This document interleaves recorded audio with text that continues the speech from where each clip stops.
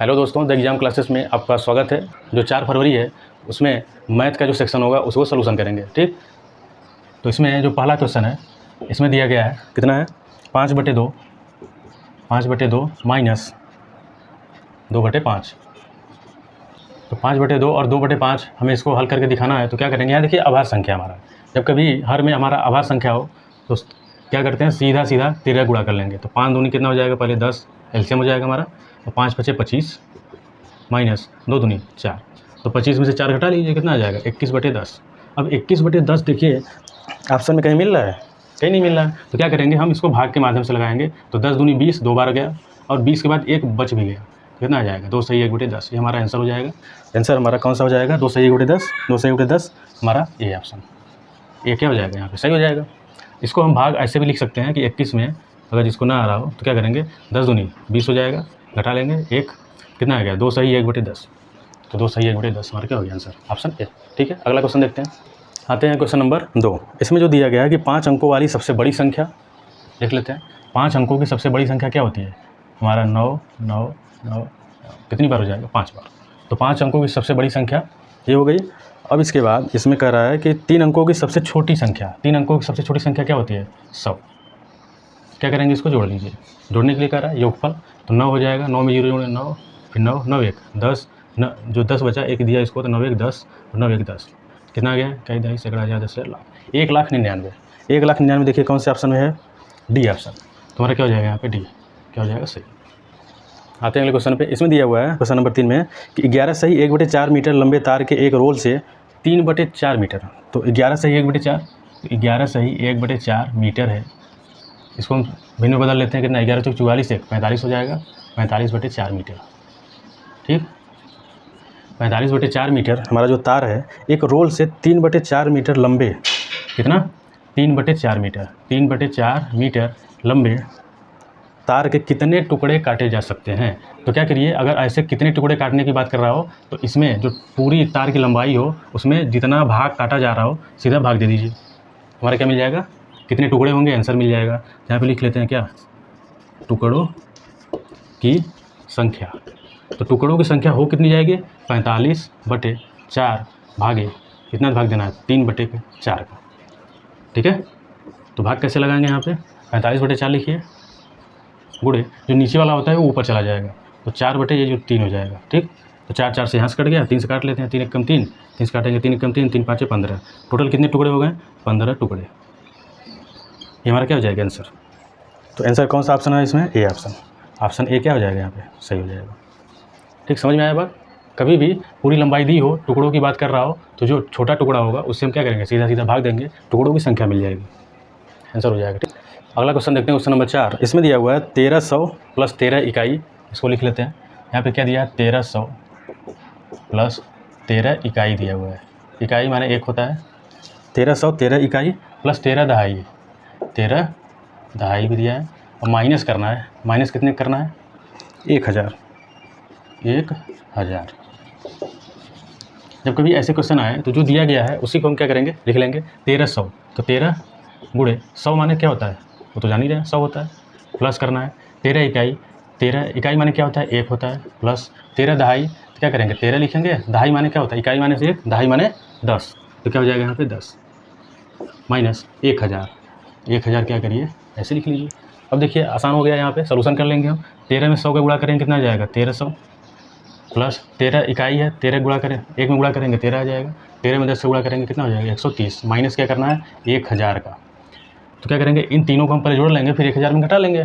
तो 1300 में 130 जोड़िए, या फिर ऐसे हम जोड़ लेते हैं, कितना आएगा 0 3 0, क्या कितना आ जाएगा 3 आ जाएगा, और 3 दूसरी वाली संख्या ले रहे हैं, 3 1 4 4 हो जाएगा, और यहाँ पे तीसरे अंक की संख्या ले रहे हैं 1, और 3 1 कितना हो जाएगा 4 हो जाएगा, 1 पहले से है तो 1, 1443, और माइनस कितना कर देंगे 1000, तो कितना आ जाएगा 3 0 है, तो 3 वाला संख्या ऐसे ही लिख लेंगे हमारे 4 4 3, और जो 1 वाला है लास्ट में 1 में से 1 हट गया तो 0 आ जाएगा यहाँ पे, इसका मतलब 443। 443 देखिए कौन से ऑप्शन में है यहाँ पे, 443 सी ऑप्शन। तो हमारा सी क्या हो जाएगा यहाँ पे, सही हो जाएगा। तो कैसे हल होगा मालूम चला, इसी तरीके से आप भी हल करिए। आते हैं अगले क्वेश्चन पे, नंबर 5 में। इसमें देखते हैं, इसमें दिया है यदि पॉइंट मतलब ये इतना दिया हुआ है, इसके आगे कह रहा है के में क्या जोड़ दें। हम के में जो यहाँ से के का मान आएगा वहाँ से हम के में क्या जोड़ दें कि हमें क्या मिल जाए, 3 के बराबर हो जाए। तो हमें पहले के का मान निकालना पड़ेगा। तो इसको क्या करेंगे, पहले इन दोनों को जोड़ के इसमें घटा लेते हैं। तो देखिए यहाँ पे क्या है, पॉइंट के बाद 1 2 3 अंक है, पॉइंट के बाद 2 अंक है, तो 1 0 यहाँ बढ़ा के हल कर लेंगे, या फिर हम साइड में इसको हम यहाँ पे सोल्यूशन कर लेते हैं। कितना आ जाएगा 0.239। इसमें हमें क्या जोड़ना है 2.93। अब 1 0 बढ़ा लेंगे अपने से, जोड़ लीजिए। तो 9 आ जाएगा, 3 3 6 हो जाएगा, 9 2 11, 1 बचा 2 1 3। तो 3 दशमलव यहाँ से कितना आ गया 3.169 माइनस क्या करना है 101.129 बराबर यहाँ से कितना दिया है 3.92 माइनस के। अब देखिए इसको घटा लेते हैं, तो इसको घटाएंगे तो कितना है 1.29। हम 1.29 घटा लिए, 1 0 बढ़ा के, तो 9 में से 0 गया, क्या जाएगा 9। अब 6 में से 9 नहीं जाएगा, उधार देगा, 16 में से 9 गया, 9 8 17 होता है, इसका मतलब 9 7 हो जाएगा। अब आगे बढ़ते हैं, यहाँ पे इसको उधार दिया था, यहाँ 10, यहाँ पे 0 हो गया, इसको उधार देगा 10, 10 में से 2 गया, कितना हो गया 8 दशमलव, इसको उधार दिया, यहाँ पे 2, 2 में से 1 गया 1, कितना आ गया 1.879 ये बराबर किसके हो गया 3.92 माइनस के। अब के को हम क्या करेंगे, इधर माइनस में है, इसको इधर लाएंगे, और ये वाला जो है 1.879 उसको उधर ले लेंगे। तो कि जब के को इधर लाएंगे तो क्या हो जाएगा प्लस के, माइनस था इधर प्लस हो जाएगा, यहाँ कितना बचेगा 3.92 और माइनस कर लीजिए कितना 1.879। तो क्या करिए यहाँ से जब इसमें से घटा लेंगे तो हमें के का मान मिल जाएगा। तो 3.92 में से 1.879 को घटाएंगे, यहाँ पे कुछ नहीं, 0 बढ़ा लेंगे हम। जब दशमलव में होता है तो यहाँ पे हम दशमलव के बाद 0 बढ़ा सकते हैं। तो 10 में से 9 इसको उधार देगा, 10 में से 9 गया 1, इसको उधार दिया था, यहाँ पे 1 बचा, 1 में से 7 नहीं जाएगा, उधार देगा, यहाँ कितना हो गया 11, 11 में से 7 गया 4, इसको उधार दिया, यहाँ पे 0 दशमलव, यहाँ से उधार नहीं लिया तो यहाँ पे कितना आ जाएगा 2, तो 2.041, तो 2.041 ये के का मान आ गया। अब कह रहा है के में हम क्या जोड़ दें कि हमें क्या मिल जाए के 3। यहाँ पे देखिए के में हम क्या जोड़ें कि 3 मिल जाए। तो इस संख्या में हम क्या जोड़ दें कि हमें कितना मिलना चाहिए 3 मिल जाए। ठीक, तो क्या करें, के में कितना जोड़ना है, तो हम क्या करेंगे यहाँ से 3 में से इसको घटा लेंगे, तो हमें क्या मिल जाएगा, जो जोड़ा जाएगा वही हमें मिल जाएगा, यही संख्या।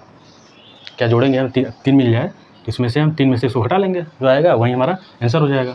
घटा लेते हैं, तो 3 में से इसको घटाएंगे तो यहाँ पे देखिए 3.000 कर लीजिए, यहाँ से कितना 2.041 कर लीजिए, घटा लेते हैं। 0 में से 1 नहीं जाएगा, उधार यहाँ से लेगा, इसको देगा, इसको देगा, इसको देगा, लास्ट में 10, 10 में से 1 गया 9, यहाँ 9 बचा, 9 में से 4 गया 5, यहाँ कितना बचा 9 टोटल आ जाएगा दशमलव, यहाँ 0, तो 0.959 किस में है डी ऑप्शन। तो डी ऑप्शन हमारा क्या हो जाएगा, यहाँ पे कितना आ जाएगा 0.959, ये हमारा आंसर हो जाएगा। ठीक है, इतना हम के में हम इतना जोड़ दें तो हमें क्या मिल जाएगा 3 मिल जाएगा। तो ऐसे सवाल लेंदी तो नहीं होते, कैलकुलेशन थोड़ा सा देखिए, इसमें क्या है जोड़ना घटाना ही है। आप इसको कैलकुलेशन थोड़ा सा फास्ट करेंगे तो आपका आंसर भी बहुत जल्दी आ जाएगा। बातें हैं अगले क्वेश्चन में, इसमें दिया हुआ है क्वेश्चन 6 में कि 60 72 84 तीन संख्याएं हैं, कौन कौन से 60 72 और 84 अलग अलग हैं। 60 72 84 के सबसे छोटे सार्वगुणज और सबसे बड़े सार्वगुणज का योगफल बताना है। तो सबसे छोटा सार्वगुणज मतलब क्या बताए थे हम, यहाँ पे ध्यान दीजिएगा एलसीएम होता है। कभी भी सबसे छोटा सार्वगुणज अगर पूछे तो क्या होता है एलसीएम। तो हम क्या करेंगे, इसका एलसीएम निकाल लेंगे। निकालिए कितना आता है, 2 से कटेगा, हाँ 2 3 6, 2 3 6, 2 6 12, 2 चौके 8, 2 दूनी 4 हो जाएगा। फिर 2 से काटेंगे तो 15 हो जाएगा, 18 दूनी 36 होता है, 21 दूनी 42 हो जाएगा। अब 2 से कटेगा, हाँ अभी 2 से कट रहा है, तो 2 से काटेंगे 15 नहीं कटेगा, लेकिन 2 9 18 हो जाएगा, और यहाँ पे 21 भी नहीं कटेगा। अब 3 से काटते हैं, 3 से काटेंगे कितना आ जाएगा, 3 5 15, और 3 से इसको काटते हैं तो कितना आ जाएगा, 3 3 9, 3 7 21, और 3 से भी और कट रहा है, 5 1 7 हो जाएगा। अब देखिए यहाँ 5 बचा तो 5 से कटेगा 7, अब 7 से काट देंगे अगर कितना आ जाएगा, 1 1 और 1। हमारा इन सभी का गुणा कर लेंगे, क्या मिल जाएगा, एलसीएम मिल जाएगा। तो गुणा कर लेते हैं, 2 दूनी 4, 4 दूनी 8, 8 3 24, 24 टाइम 72, ठीक है 24 टाइम 72, यहाँ तक की संख्या जो है 72 आ गई।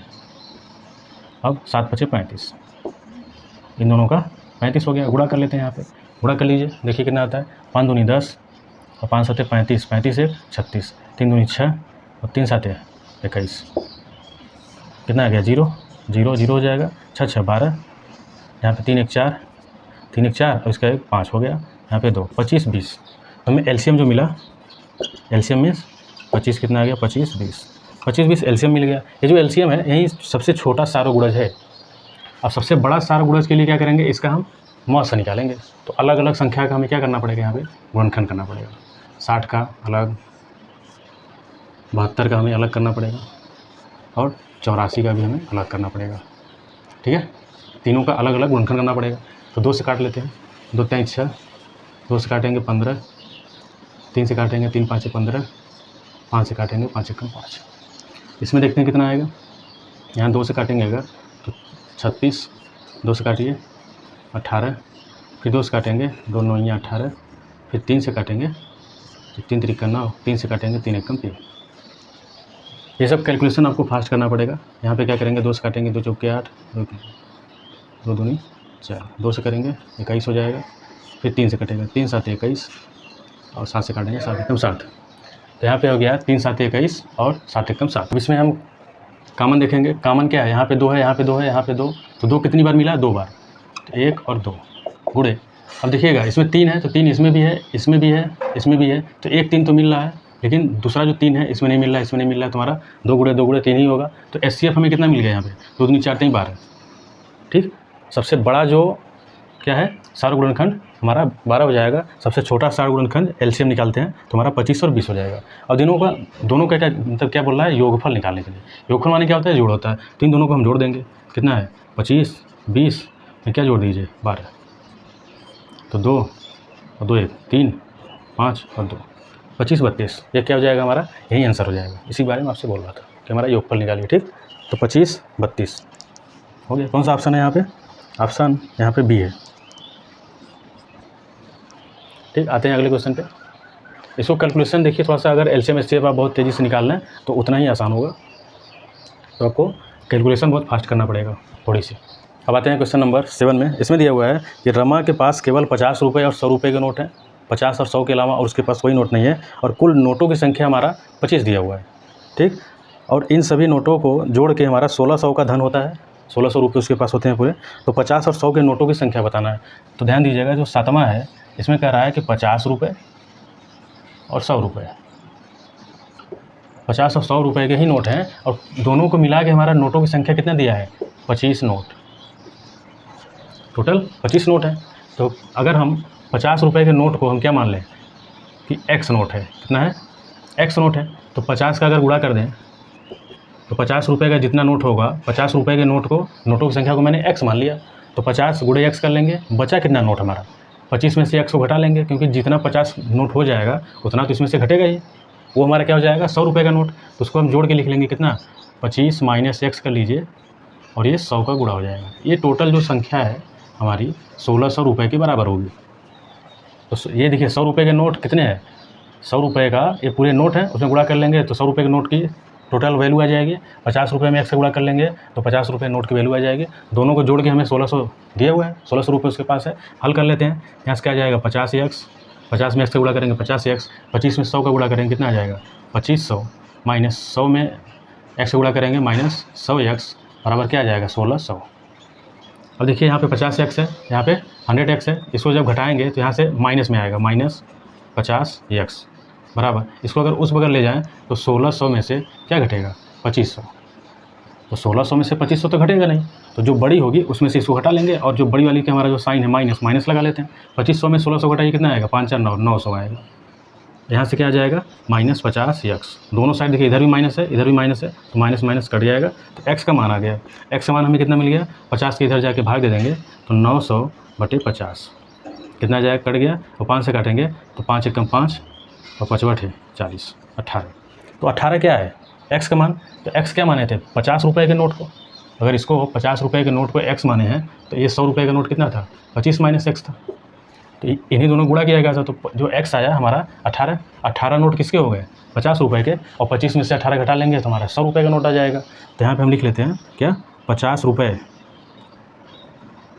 रुपये का जो नोट है, नोट की संख्या 50 रुपये नोट की संख्या कितनी आएगी, जो एक्स माना गया था 18 नोट, और 100 रुपये के नोट की संख्या हमारी कितनी मिल गई 25 में से 18 घटा लेंगे तो 5 2 7 नोट, तो 50 रुपये का 18 नोट, 100 रुपये के 7 नोट। यही हमारा आंसर हो जाएगा। कौन सा ऑप्शन है इसमें, देख लीजिए 18/7 डी ऑप्शन। तो हमारा क्या आ जाएगा आंसर डी। अब हम आते हैं क्वेश्चन नंबर 8 में। सविता विद्यालय की एक गोष्ठी में कोई मीटिंग होगा, उसमें 9:30 AM पे पहुँची। कितना, 9:30 AM से 15 मिनट पहले पहुँची। मतलब जो सुबह के 9:30 है उससे 15 मिनट पहले पहुँची। तो कितने समय पहुँची सविता? सविता क्या है कि 9:30 बजे से 15 मिनट पहले, तो कितने पहुँची है सविता? 15 मिनट घटा लेंगे तो कितना, 9:15, 9:15 और 25, कितने बजे पहुँची? कौन? सविता। अब आगे कह रहा है कि वो अपने सहकर्मी से आधे घंटे पहले पहुँच गई। तो सहकर्मी जो होगी, सविता की जो सहकर्मी, सविता की सहकर्मी जो है उससे सविता से जो सविता है सहकर्मी से आधे घंटे पहले पहुंच गई, तो इसका मतलब सहकर्मी आधे घंटे बाद पहुंची होगी। तो आधे घंटे मतलब 30 मिनट होता है। तो 9 सवा 9 में हम क्या करेंगे, 30 मिनट हम जोड़ लेंगे। तो सहकर्मी कब पहुंची है, 30 मिनट जोड़ेंगे, 30 में 15 जोड़ेंगे 45, तो 9:45 पहुँची, 9:45 बजे। सहकर्मी उसकी कितने समय पहुँची, 9:45 बजे पहुँची है। अब इसमें कह रहा है कि जो 9:45 बजे पहुँची है, यह 35 मिनट की देरी से पहुँची। जो गोष्ठी का समय था, जो मीटिंग का समय था, वो 35 मिनट लेट है ये। तो क्या करेंगे इसमें हम, गोष्ठी का जो समय है, गोष्ठी का समय क्या हो जाएगा, 35 मिनट ये लेट है। तो क्या करेंगे यहाँ पे, 9:45 में हम 35 मिनट घटा लेंगे। 35 मिनट इसको घटा लीजिए तो कितना आ जाएगा, 0, यहाँ पे 1, यहाँ पे कितना आ जाएगा 9। तो 9:10 बजे, 9:10 पे हमें क्या था, गोष्ठी का सही समय था। तो हमारा आंसर हो जाएगा। इसमें कौन सा ऑप्शन सही हो जाएगा, 9:10 बी ऑप्शन हमारा बी क्या हो जाएगा, इसमें सही हो जाएगा। तो बातें समझ में आई, ठीक है। आइए अब प्रश्न 9 में चलते हैं। इसमें दिया हुआ है किसी विद्यालय में 28 कमरे हैं। टोटल कमरों की संख्या जो है हमारी कितनी है, 28 कमरे हैं और प्रत्येक कमरे में 6 पौधे लगे हैं। और प्रत्येक कमरे में कितना है, पौधों की संख्या, जो पौधे हैं 6 हैं। तो कुल कितने पौधे होंगे, इसको हम क्या करेंगे, गुणा कर लेंगे। तो 6 × 8 = 48 हो जाएगा और 6 दूनी 12, 12 4 16। कुल पौधों की संख्या कितनी हो गई, 168 पौधे। और जो एक पौधा है, एक पौधा वो कितना पानी ले रहा है, 180 ml। एक पौधा 180 ml पानी ले रहा है, तो 168 पौधे एक दिन में कितने लेंगे। तो एक दिन में 168 पौधे द्वारा लिया गया पानी। अब 168 पौधे द्वारा पानी कितने लिए गए, एक पौधा 180 में ले रहा है, तो 168 पौधे क्या हो जाएगा, दोनों गुणा कर लेंगे। यहाँ से गुणा करके लिख ले रहे हैं, 168 × 180 कितना आ जाएगा, 0 0 0, 8 8 64, 8 6 48, 48 4 कितना होता है, 48, 8 8 64, 8 6 48, 6 54 और 8 1 8 5 13 और 168 यहाँ से फिर से आ जाएगा। तो 0 4 8 4 12, 6 3 9 1 10, 1 1 2 1 3। तो कितना पानी आ गया यहाँ पे, 30,240 ml। कुल पौधे 30,240 ml ले रहे हैं। और इसमें कह रहा है कि एक बोतल, आगे दिया हुआ है कि एक बोतल में 840 ml पानी भरा हुआ है। तो एक बोतल में हमारा क्या है कि 840 ml पानी आ रहा है। तो इतने पानी भरने के लिए कुल कितने बोतल हमें चाहिए, क्या करेंगे, इसमें इसका डिवाइड कर लेंगे। कितना आ जाएगा, कुल बोतल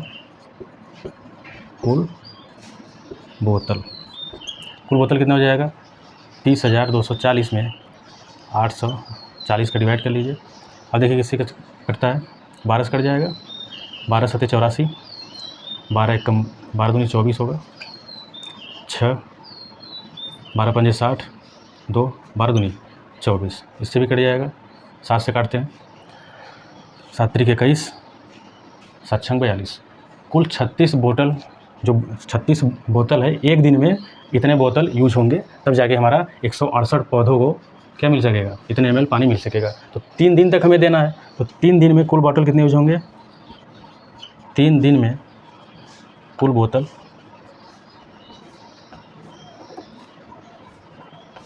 कितना हो जाएगा, एक दिन में 36 था, तो 3 दिन में इसका गुणा कर लेंगे। तो 3 6 18 और 3 3 9 और 1 10, 108 बोतल। तो देखते हैं ऑप्शन कौन सा इसमें सही है, 108 ए। तो ए ऑप्शन क्या हो जाएगा यहाँ पे, सही हो जाएगा। 108 बॉटल यहाँ पे यूज होगा। ठीक है, ऐसे क्वेश्चनों में लैंग्वेज को समझना जरूरी होता है। लैंग्वेज अगर समझ में आ गया तो बाकी इसमें क्या है, जोड़ घटाना गुणा भागी तो होता है। ठीक है, अब आते हैं क्वेश्चन नंबर 10 में। इसमें दिया हुआ है एक आयत और वर्ग का परिमाप क्या है, बराबर है। हमारे एक आयत है और एक वर्ग है, उसका परिमाप बराबर है। वर्ग का परिमाप 48 सेंटीमीटर है और आयत की चौड़ाई जो है वर्ग की भुजा से 4 सेंटीमीटर कम है। तो आयत की चौड़ाई वर्ग की भुजा से 4 सेंटीमीटर कम है, तो आयत का क्षेत्रफल बताना है। तो इसमें हम देखते हैं, तो हमारा एक आयत और वर्ग है, एक हमारा ये क्या है, वर्ग हो गया और ये आयत हो गया। परिमाप बराबर है, ये जो बराबर है क्या है, परिमाप। परिमाप हमारा क्या है, बराबर। अगर ये परिमाप बराबर है तो वर्ग का परिमाप तो दिया हुआ है, इसका जो परिमाप है वो हमें 48 सेंटीमीटर दिया। तो जो 48 सेंटीमीटर है, वर्ग की भुजा क्या होता है, वर्ग का परिमाप 4 गुणे भुजा। तो परिमाप जो है वो 4 गुणे भुजा के बराबर हो जाएगा। तो 4 से काट देते हैं, 4 एकम 4, 4 दूनी 8। तो भुजा कितना मिल गया हमें, 12 सेंटीमीटर। तो वर्ग का भुजा में 12 सेंटीमीटर मिल गया। तो आगे इसमें बोल रहा था कि आयत की चौड़ाई वर्ग की भुजा से 4 सेंटीमीटर कम है। तो आयत की जो चौड़ाई है, ये क्या है, चौड़ाई। चौड़ाई क्या है, वर्ग की भुजा से, वर्ग की भुजा कितना है, 12 से 4 सेंटीमीटर कम है। तो कितना हो जाएगा, 8 सेंटीमीटर। वर्ग का हमें क्या मिल गया, चौड़ाई 8 सेंटीमीटर मिल गया। अब इसमें जो कह रहा था कि इसका परिमाप इसके परिमाप के बराबर है, वर्ग का परिमाप आयत के परिमाप के बराबर है। आयत का परिमाप होता क्या है, फार्मूला 2 लंबाई प्लस चौड़ाई। ठीक, यही होता है। ये परिमाप इसके बराबर हो जाएगा 48 के। क्यों बराबर होगा, क्योंकि सवाल में पहले दे रखा है कि वर्ग का परिमाप आयत के परिमाप के बराबर है। तो आयत का भी परिमाप तो 48 होगा। ठीक है, तो यहाँ पे हम क्या करेंगे, इसको हल कर लेते हैं। 2 लंबाई, लंबाई तो हमें निकालनी है अभी। चौड़ाई, चौड़ाई हमें मालूम हो गया कितना है, 8 है। यहाँ क्या हो जाएगा, 48। अब भाग देते हैं, 2 से काटेंगे, यहाँ 24 हो जाएगा। लंबाई कितना आ गया, लंबाई अगर देखा जाए यहाँ से तो 8 जुड़ रहा है तो उधर जाएगा, घट जाएगा। 24 में से 8 गया, कितना आएगा, 16 सेंटीमीटर। लंबाई 16 हो गया। चौड़ाई देखिए, आयत का चौड़ाई 8, लंबाई आयत का 16। तो आयत का क्षेत्रफल हमें बताना था। आयत का क्या बताना था, क्षेत्रफल। आयत का क्षेत्रफल हमें निकालना है तो लंबाई गुणे क्या करेंगे, चौड़ाई कर लेंगे। लंबाई हमारा 16 है, चौड़ाई कितना निकालें, चौड़ाई यहाँ पे 8। तो 16 8 कितना होता है, 8 संग 48 और 8 एकम 8 4 12, 128। 128 सेंटीमीटर स्क्वायर, वर्ग सेंटीमीटर। तो 128 देखते हैं किस ऑप्शन में है, ए। तो ऑप्शन ए हमारा क्या हो जाएगा, यहाँ पे सही हो जाएगा। तो इसमें क्वेश्चन नंबर 11 जो बोल रहा है कि निम्न में से किसमें डिग्रियों की संख्या 440 से 25 अधिक है। तो सभी ऑप्शन को यहाँ पे चेक किया जाएगा। तो यहाँ पे जो ऑप्शन 90 होता है, 90 डिग्री। तो इसको हल कर लेते हैं, कितना आएगा, इसको हल करेंगे तो 5 5 15, 15 16/3, 16/3 गुणे 90। हल कर लीजिए, 3 तिक्का 9, 30 हो गया। और 16 3 कितना होता है, 48। तो 480 डिग्री। लेकिन इसमें कह रहा था 440 से 25 अधिक हो सिर्फ। तो 440 से 25 अधिक, तो इसको कर 440 में घटा देंगे तो कितना मिलेगा, सीधा 40। ये तो नहीं होगा क्योंकि सिर्फ 25 अधिक होना चाहिए, 440 से 25 अधिक होनी चाहिए सिर्फ। ये तो पहला ऑप्शन गलत हो गया। दूसरे में चलते हैं।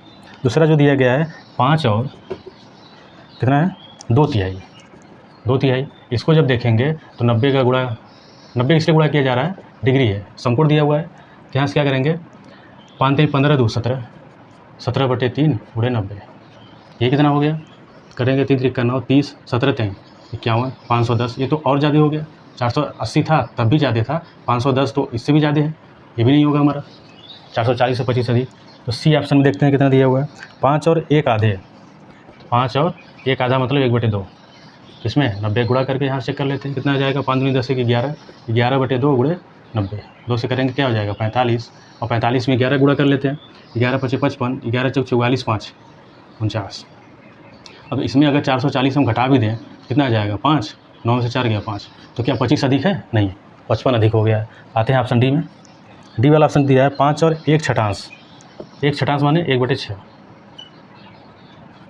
ठीक, अब इसमें हम क्या करेंगे, समकोण का गुणा करना है। तो कितना हो जाएगा, 6 5 30 1 31, 31/6 गुणे 90। भाग दे लेते हैं, 6 से कितनी बार जाएगा, 6 एकम 6, 6 5 30, 15 6 90 होता है, 15 हो गया। गुणा कर लीजिए, कितना आ जाएगा, 15 एकम 15 और 15 × 45, 45 से कितना हो गया, 46। अब इसमें देखिए 440 अगर घटाएंगे तो 5 आएगा, यहाँ 2, तो 25 440 से 25 हमारा अधिक है 465, तो हमारा कौन सा ऑप्शन हो जाएगा? Option D. ऑप्शन डी क्या हो जाएगा यहाँ पे? सही हो जाएगा। तो इस तरीके से सलूशन करना पड़ेगा। ठीक, एग्जाम टाइम में क्या है कि आप किसी भी ऑप्शन को लेके सलूशन कर सकते हैं, सीरियल वाइज से भी नहीं करेंगे तो कोई मायने नहीं रखेगा। जो आपको ऑप्शन ये लगे कि नहीं ये सही हो सकता है, तो आप उस ऑप्शन से भी स्टार्ट कर सकते हैं। ठीक है, अब आते हैं क्वेश्चन नंबर 12 में। इसमें दिया हुआ है कि 6.75 लंबाई है और चौड़ाई 4.5 मीटर चौड़े फर्श को 45 सेंटीमीटर भुजा वाले वर्गाकार टाइल से पूरी तरह ढकने के लिए आवश्यक टाइलों की संख्या बतानी है। तो 6.75 लंबाई है, ये लंबाई हो गई। 6.75 मीटर दिया हुआ है, ध्यान दीजिएगा। तो यूनिट हमेशा ध्यान दीजिएगा, मीटर है, सेंटीमीटर में किस में है। और चौड़ाई जो है फर्श की कितना है? 4.5 मीटर। अब इसको क्या कर रहा है? वर्गाकार टाइल्स को, इसमें वर्ग का जो हमारा भुजा है वो 45 सेंटीमीटर है, इसको टाइल्स के माध्यम से इसको क्या कर रहा है? ढकना है।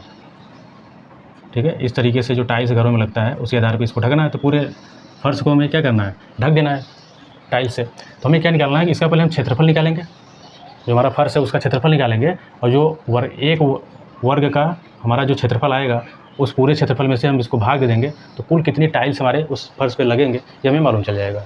तो पहले हम इसको क्या करेंगे? मीटर, ये देखिए जो हमारा टाइल्स है सेंटीमीटर में इसका यूनिट है, तो टाइल्स का जो हमारा टाइल्स की भुजा इसमें है 45 सेंटीमीटर है।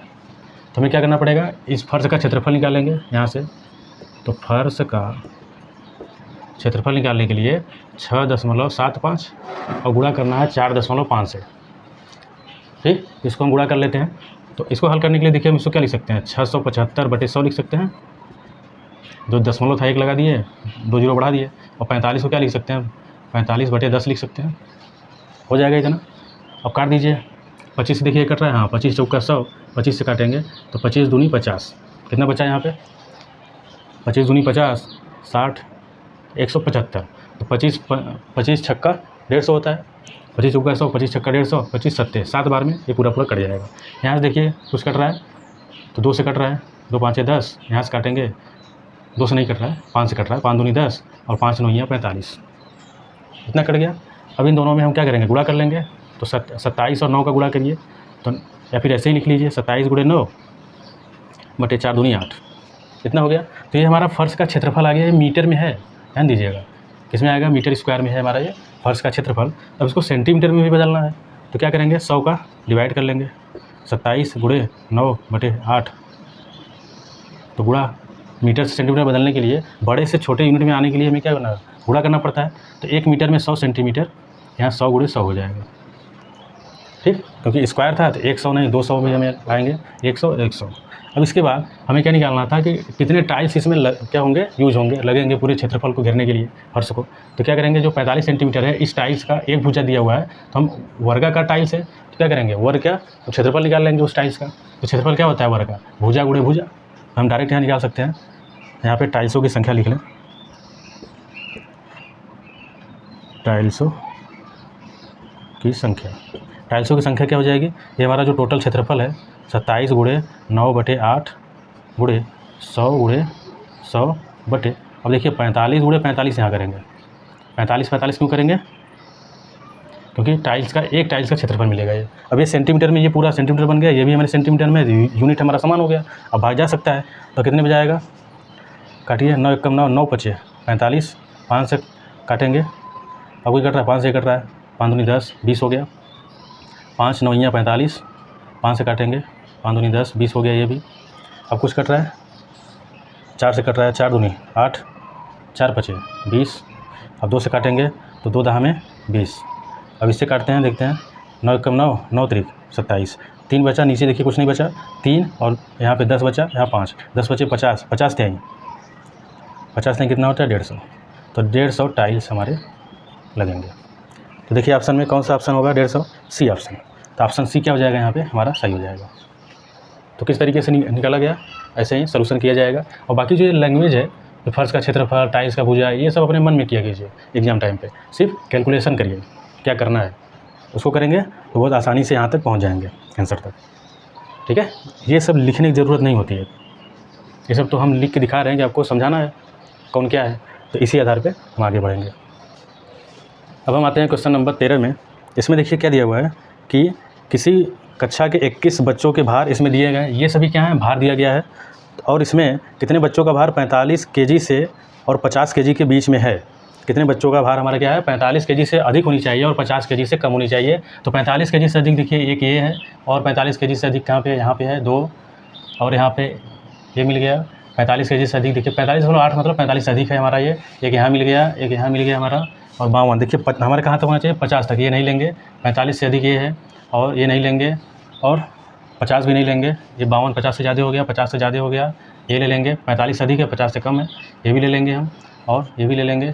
तो कितने हो गए हमारे, 1 2 3 4 5 6 7 8 9 10। तो टोटल हमारे कितने हो गए, टोटल 10 स्टूडेंट। 10 बच्चे ऐसे हैं जिनका भार 45 से 50 तक के बीच में है। तो ऑप्शन कौन सा हो गया, सी।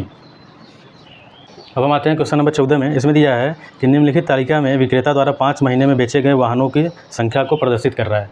ठीक है, जिसमें जनवरी, फरवरी, मार्च, अप्रैल ये सभी यहाँ पे दिए गए हैं। आप स्क्रीन पे क्वेश्चन देख सकते हैं, दिए गए हैं। विक्रेता द्वारा जनवरी और मार्च में बेचे गए वाहनों की कुल संख्या, ध्यान दीजिएगा, जनवरी और मार्च में हमारा जनवरी और मार्च को एक साथ लेना है। बेचे गए कुल संख्या मतलब जनवरी मार्च को हम जोड़ के लिखेंगे। कितना हमारा है, जोड़ लेते हैं। 5 2 7 हो जाएगा, और यहाँ पे 7 2 9 हो जाएगा, 2 2 4 हो जाएगा। इतने वाहन हमारे बिके हैं किसमें, जनवरी और मार्च में।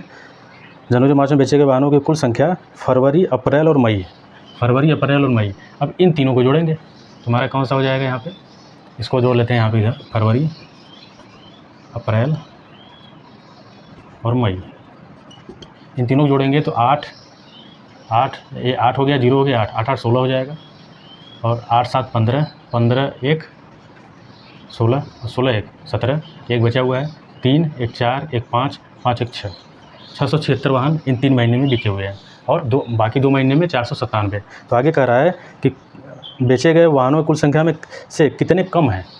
ये जो जनवरी और मार्च में बिके वाहन हैं, तो बाकी महीने में बिके वाहन से कितने कम हैं, इसमें से इसको घटा लीजिए। कितना आ जाएगा, हम घटा ले रहे हैं, कितना, 497 जो हमारा जनवरी और मार्च का था। तो ये तो घटेगा नहीं इससे, इसको उधार देगा। कितना आ जाएगा, 16, 16 में 7 गया 9, इसको उधार दिया यहाँ पे 16, यहाँ पे 6 बचेगा, इसको उधार देगा 16, 16 में से 9 गया, फिर से हमारा कितना आ जाएगा, 7। अब इसके बाद इसको उधार दिया था, यहाँ 5 बचा, 5 में से 4 गया, 1 हुआ, 179। 179 क्या है, इतने वाहन हमारे कम हैं किससे, जनवरी फरवरी मार्च से। ठीक, ये हमारा क्या हो जाएगा, आंसर। तो आंसर में इसमें देखिए कौन सा आंसर सही होगा, 179 बी ऑप्शन। हमारा ऑप्शन बी क्या हो जाएगा, यहाँ पे सही हो जाएगा। आप प्रश्न स्क्रीन पे देख सकते हैं, ऑप्शन बी हमारा क्या होगा, बी आंसर। अब हम आते हैं अगले क्वेश्चन नंबर 15। इसमें जो पैटर्न दिया गया है, इसमें देखिए लिखा हुआ है, निम्न पैटर्न का अवलोकन कीजिए। ये पैटर्न है, और x + y का मान बताइए। क्या बताना है, x + y का मान भी बताना है। तो पैटर्न का अवलोकन अगर किया जाए तो 1 और 2 कितना हो गया, 3 3 3 6 6 5 11 11 7 18। ये तो एक तरह से जुड़ा गया है, लेकिन संख्या कैसे आ रही है, देखिए 1 और 2 जोड़े 3 आ गया। ये जो 3 है, ये जो 3 लिखा गया है, 3 हमारा कहाँ आ जा रहा है, यहाँ पे आ जा रहा है। 6 भी देखिए क्या है, यहाँ पे चला आ रहा है, 11 यहाँ पे आ रहा है, 18 यहाँ पे आ रहा है, 29 यहाँ पे आ रहा है, 42 यहाँ पे चला आ रहा है। ठीक, जो जुड़ के आ रहा है उसमें फिर जोड़ा भी जा रहा है। क्या जोड़ा जा रहा है, 2, दूसरे में कितना, 3, तीसरे में 5, चौथे में 7, फिर 11, फिर 13, फिर यहाँ पे क्या आएगा। ये वाला जो पैटर्न है इसको देखना ज़रूरी है। यहाँ पे देखिए क्या है, 2 3 5 7 11 13, ये सभी अभाज्य संख्याएँ हैं।